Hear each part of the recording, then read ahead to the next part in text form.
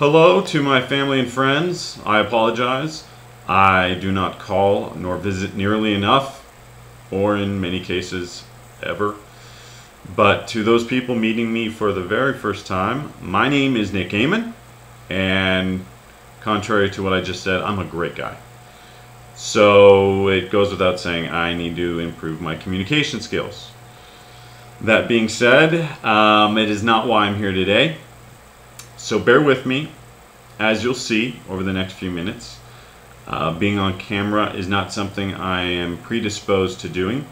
So unnatural and awkward though I may be, if you give me some of your time, I'd like to share with you who I am and why it is I'm here talking to you. And maybe in the process, hopefully I'll motivate you to help someone in need, or better yet, give back to your community, wherever that might be. So let's get started. Okay, who is this guy and why is he here? Good questions. My name is Nick Amon. As I said, I am the founder and executive director of Reciprocitree.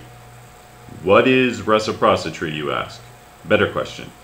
Well, other than a mouthful, it is in fact a 501c3 tax-exempt nonprofit corporation that I founded in the state of Arizona, Tucson to be exact, where I am currently living now with my wife Tish. She's in the other room, probably giggling because I sound like a fool.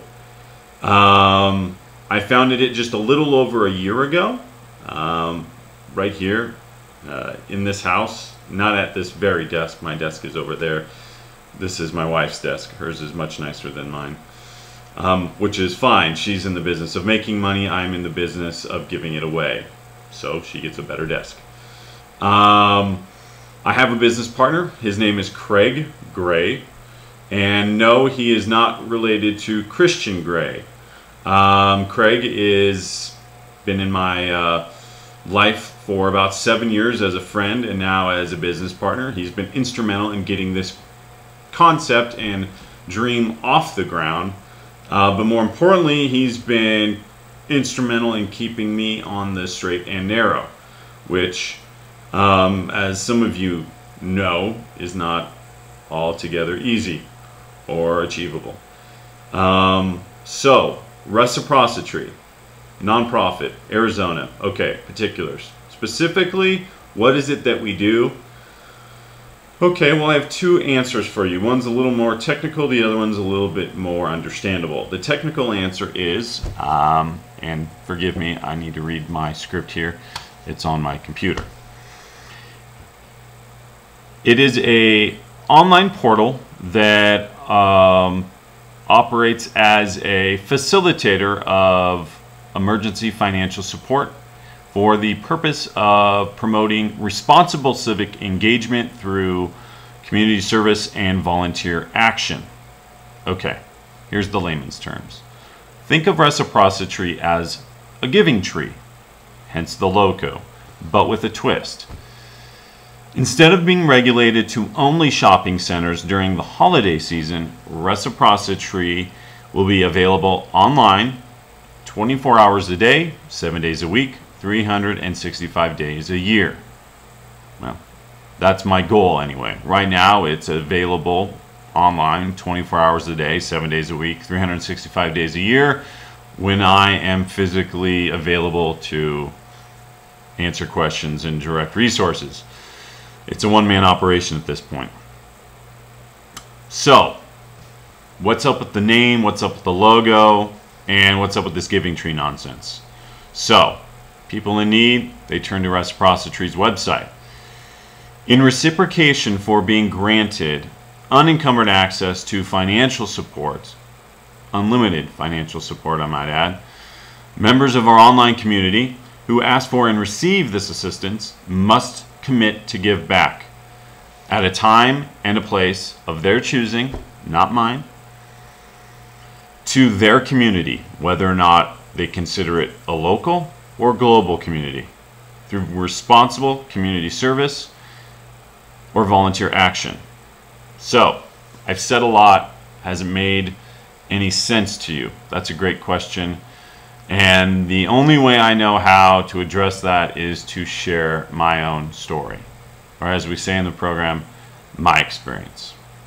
So, for those of you who do know, this may be redundant, but for those of you who don't, I am a recovered alcoholic with 7 years sobriety. My sober date, or anniversary as they call it in the program, is February 20th, 2008. So if my math is correct, I will be coming up on my 8th year. Though I don't want to get ahead of myself, because as an alcoholic, it's better off if I just take it one day at a time. So, about 5 years ago, before my lovely wife Tish came into my life, I was a wreck.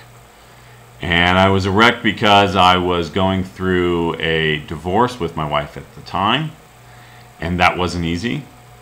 I wasn't going to meetings, I wasn't meeting with my sponsor, and I wasn't reading the big book, which for those of you in the know, that's critical to me being sane and staying on the straight and narrow, which really just means staying out of trouble.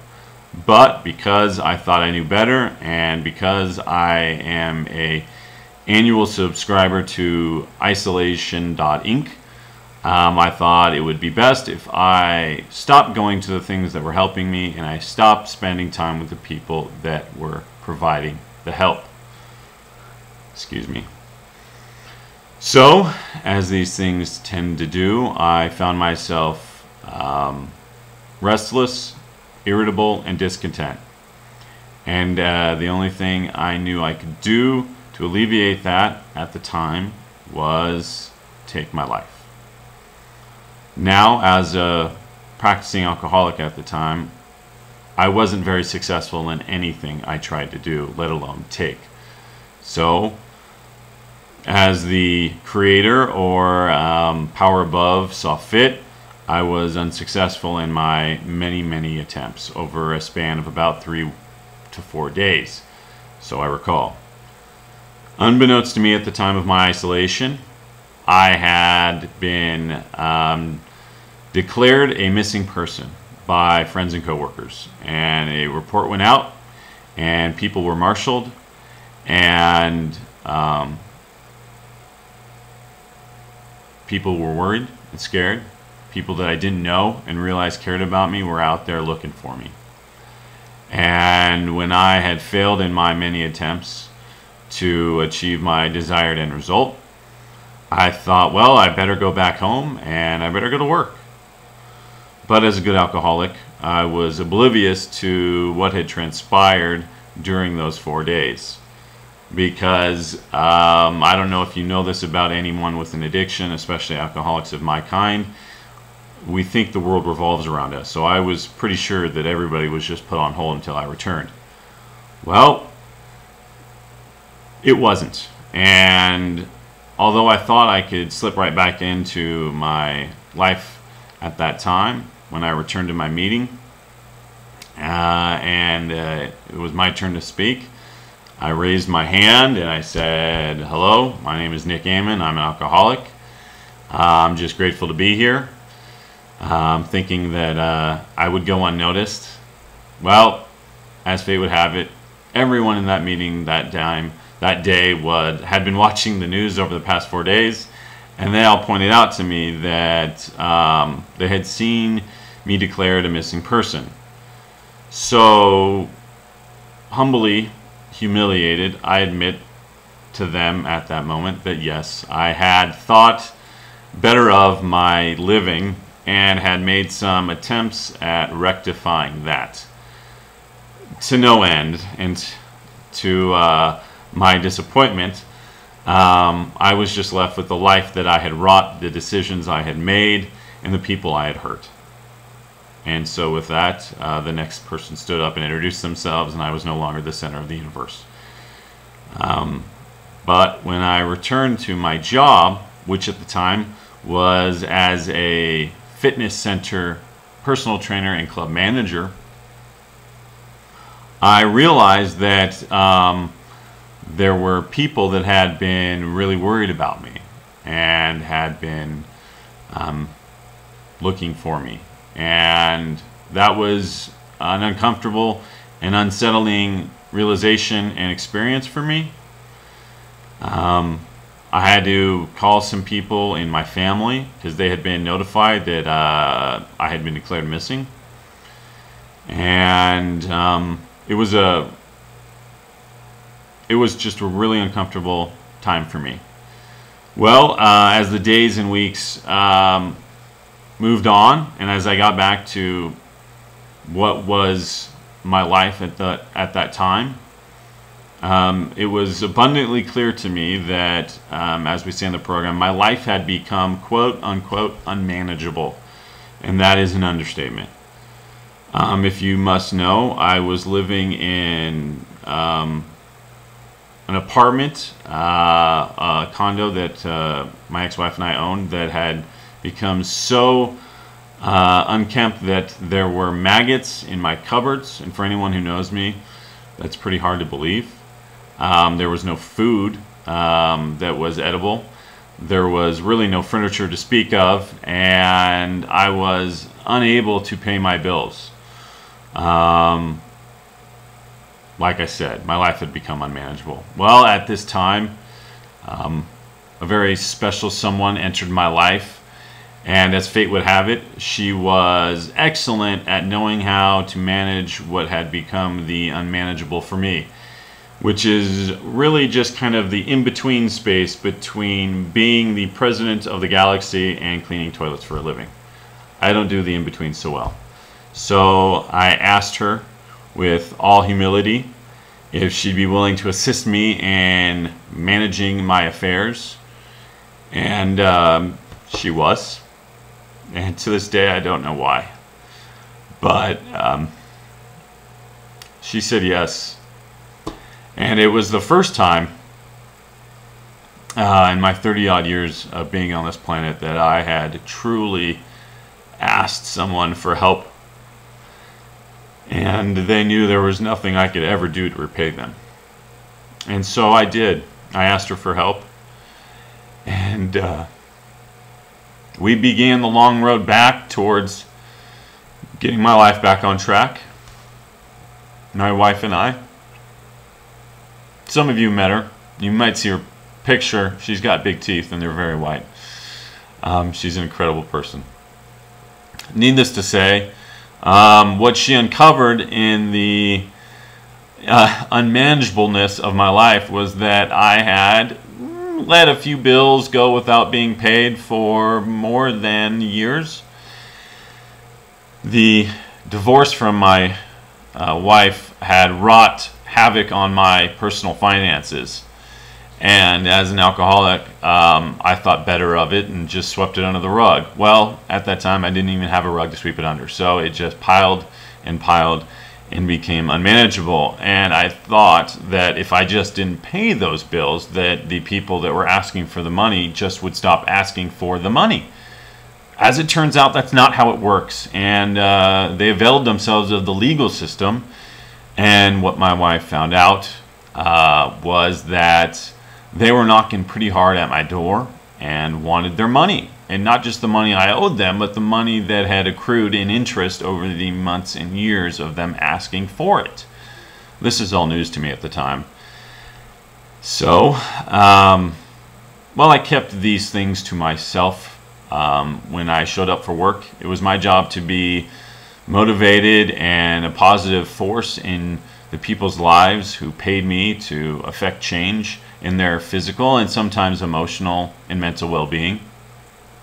Keep in mind, I still was, for the most part, physically fit. I was just mentally and emotionally bankrupt. But being a good alcoholic, people weren't aware of this, and I kept it to myself. They paid me, and I worked them out. Well, one such client, a lady we'll call Jenny, grew very close to me. And I think she did because at this time in her life, she was going through some restless irritability and discontentment of her own. I was there to be her shoulder, to be her rock, and to be her personal trainer. And I worked with her, and I listened to her whenever the situation demanded either or both. and we grew close. We became friends. She was an incredible mother and wife. She was someone that had become pregnant in high school and as a result dropped out. But as fate would have it, it was not a challenge that was too big for her. So she and the gentleman got married, and later on started a business that became hugely successful down here in Tucson, and they became, well, let's just say independently wealthy as a result. Well, this was not something that she was really raised to understand or truly appreciate, and it was hard for her. The pressure of managing this business, this company, being married at such a young age and kind of missing out on your childhood was something that had a profound effect on her. And so she shared with me the daily trials and tribulations of her marriage and her working relationships. And one day it dawned on her that I was always listening to her and she was always crying to me, and at no point had I ever confided in her any difficulties or any personal experiences or feelings of my own. To which I replied, with all due respect, it's your dollar, and I don't think you pay me to whine. And at that point, I think she just got tired of hearing herself complain, and she said, you know what, I'm not going to pay you another dime, Nick, unless you share with me what's going on. I know you seem like you have it all together, but everybody has a little bit of something they're dealing with. So, have at it. Well, unaccustomed to sharing with strangers, I just shared with a stranger, and in the process of doing that, I probably wasn't as I was probably more candid than I had hoped to be, and I probably exposed more of my story and myself than I probably initially wanted to. And it had a profound impact on this woman, on Jenny. And she started crying when she started realizing that for all this time, her problems seemed a little bit smaller in comparison. And yet, I had never let on that I was anything but receptive of her difficulties and supportive of her choices. And she said, you know, she was wiping the tears away and said, I gotta go, I'm sorry. And bear with me, this has been a few years and some recovery, so the details of which somewhat escape me. But suffice it to say, I didn't see her that day. And I thought better of sharing my story with people, lest they abandon me. Though, in all fairness to Jenny and anyone else that knew me at the time, that was probably the best decision anyone could make. But I digress. So, one day, I'm at the gym doing what a guy at the gym does when there's nobody there. I was surfing the internet, and I saw Jenny's car pull up. Now, mind you, it had been a few days, maybe even weeks since I had last seen her, and our last encounter was somewhat emotional, to say the least. But I knew that we didn't have a personal training session scheduled for that day, so I thought it odd that she was pulling up. But when I saw her get out of the car, I could tell that she was not dressed to work out and was in a unique state. So I greeted her outside, as I did all my clients, having read somewhere that that's what a good business manager or owner does. And when I came outside, she stopped me, and I could tell that she was had been crying and was still somewhat emotional. And she said the following to me. Now bear with me. She said, I apologize. This is the last time I can see you. I have grown too close to you, and I value our friendship and my marriage and my family too much to jeopardize any one of those things. But before I leave, I wanted to give you something. And it's imperative that you know that though this be a gift to you, my ability to give it to you has been your greatest gift to me. And I'm going to give it to you under two conditions.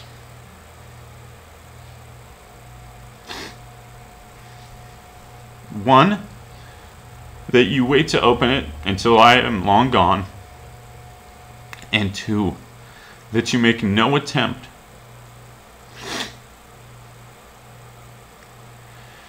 to give it back, or to not accept it, or to not put it to use.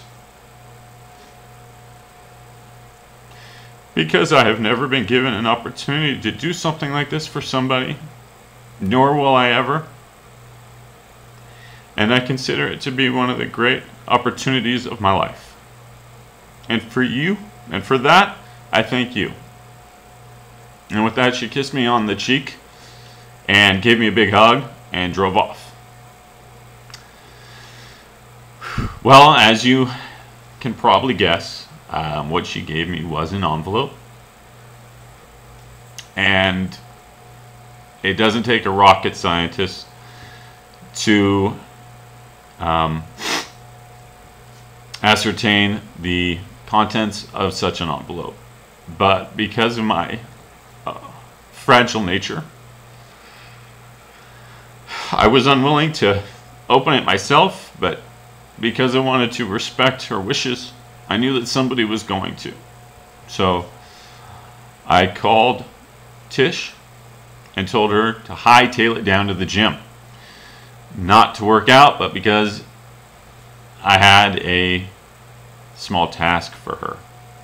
Intrigued though she was, she obeyed the traffic laws and the speed limit and drove slowly down to the gym. But when she finally arrived, she could see that I was, how should we say, that's right, restless, irritable, and full of discontentment. I think I was pacing back and forth outside my gym. So she came up to me and she said, what's going on? And I think I was speechless, which, again, if you know me, is about as rare as Haley's Comet. So I just handed to her the envelope and said, Jenny gave this to me and told me two things.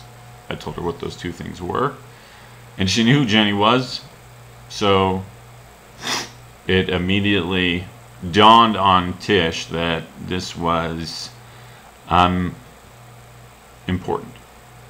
I said, I can't open it, but I know that with you having recently undertaken the enviable task of managing my affairs, I think it best that you open it, because it might just be something you're in desperate need of right now. So we walked across the street, and I should pause here and say I locked the gym and I put a out for coffee sign. Not a lot of people were working out in the middle of the summer when it's 105 degrees outside and it's 2 o'clock in the afternoon. So I wasn't being altogether irresponsible, but this seemed more important at the time, and the business ended up closing, and it wasn't because of that. But anyway, I digress.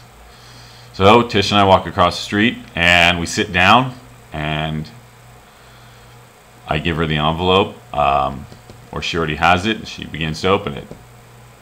And I was shaking, rubbing my fingers, and very nervous at the time. And it seemed like forever, but finally she removed the contents and began counting. And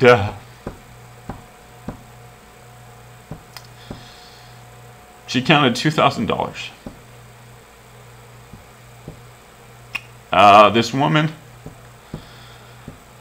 had given me $2,000 to do with as I pleased, because she knew that I was in need. But more importantly, she knew I would never ask because I was ashamed. And she knew, more importantly, that I was not in a position to repay her.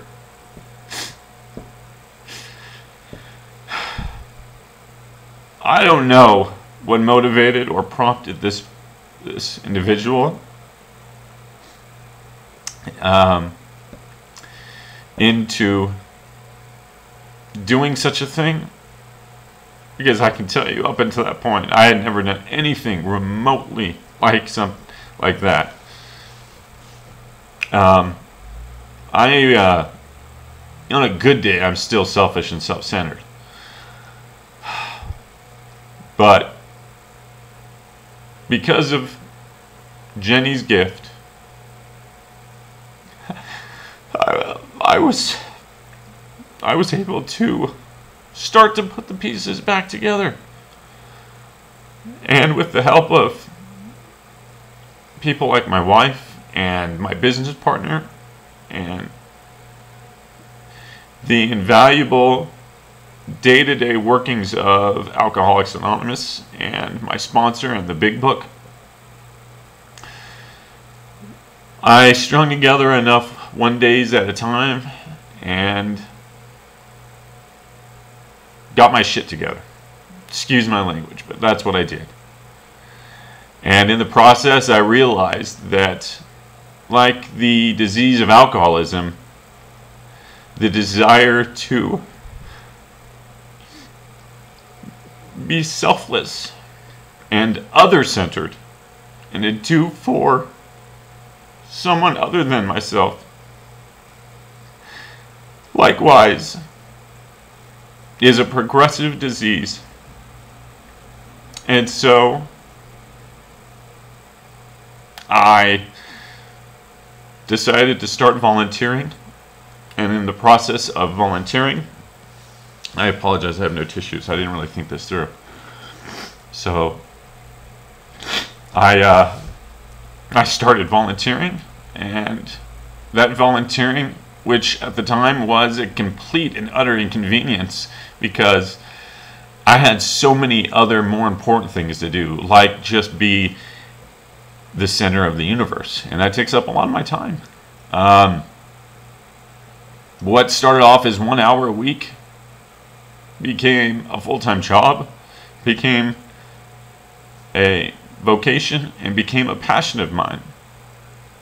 And it led to my wanting to create a platform where, like me, somebody who might need help and is ashamed to ask for it, can't get it, without having to audition and without having to qualify.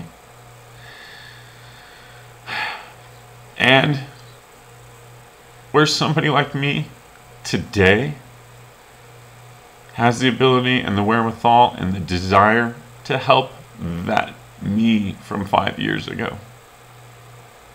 So that's what Reciprocitree is. It's my gift. It's my reciprocating that which was done for me without fanfare and without solicitation. Somebody made a difference in my life, and as a result, 5 years later, I want to make a difference in someone else's. So I created this platform where we think of helping and being helped as more like an asset exchange, where somebody that might need just $5 or $500 can come, can ask, and can receive help without feeling ashamed or embarrassed for having to do so. And where anybody in the world, through the power of the internet and our website, can help someone in need. And that person, like me, hopefully down the road, when they're ready and able and willing, will pay it forward, or if you like, give it back, by volunteering their efforts to their community or another. It can be online, it can be in the world. The point is, I needed help and somebody helped me. And it took me a long time before I was in a position to help somebody else in turn. But now that I do it, it's pretty much all that I do. I live for serving my wife, and I live for serving my community. I donate my time to delivering meals to people in need and to spending time with seniors that have no one else in their life. And hopefully those experiences will make me a better person down the road. But more important, maybe it will pay back Jenny for her beautiful gift 5 years ago. So I thank you for taking the time. I apologize for laying this on heavy, but this is something that is near and dear to my heart, and it's important you know why it's so important to me. It's important you know what motivated me to create it, and it's important you know what motivates me to maintain it 7 days a week, 365 days a year. And although it's in its early stages, and although we are adequately underfunded and donating all of our time and resources right now just to getting the concept up and out into the world, we have people that we want to make a difference for. So please, if you have time, read through the website, read through my business plan, call me, send me an email. I have more than enough time, and I'm more than willing to answer any questions that you might have for me. As you can see, I am an honest individual and I won't hold back. And if you have insight or money that you'd be willing to donate towards our operation, by all means do it. We can use the help, we can use the guidance, we can use the support. I think once you read through what it is I put together, you'll see that it makes sense and it's timely, and it can and should have an impact on you and your community. So thank you. I appreciate it. I hope to meet you someday, unless you're somebody I already know, and I hope to call you or see you sometime in the near future. Take care.